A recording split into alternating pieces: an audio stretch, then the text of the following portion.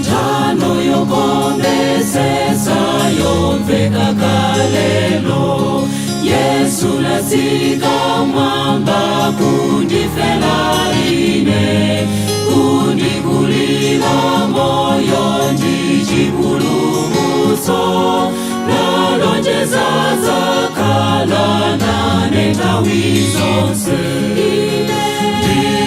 Ndili bwenzi Yesu, bwenzi lokonda Yesu, namondwe anga wombe ndimaungatsike, zakhala bendi Yesu.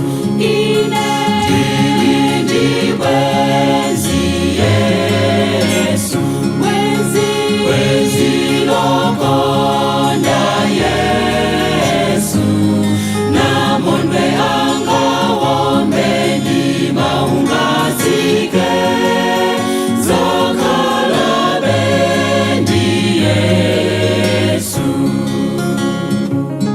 Oyenda ine chigwa makhala nane, ndingaende mapiri ya makhala nane, sindankhawaza mawa kutilibalanji, Yesu wanga alipo nditsogolela. Ndili bwenzi Yesu, bwenzi lokonda Yesu, namondwe anga wombe ndimaungatsike, zakhala bendi Yesu. Ndili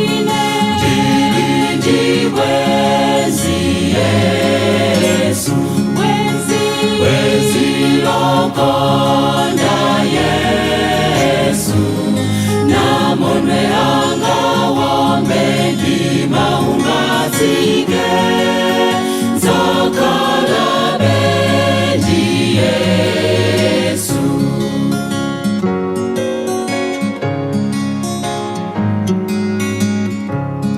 Dimvalelo agogoda pamtima wako, sulola iye kodi kulamulirawe, aza kupatsa moyo sathanso, myeseso zakumudwa inde nthawi zonse.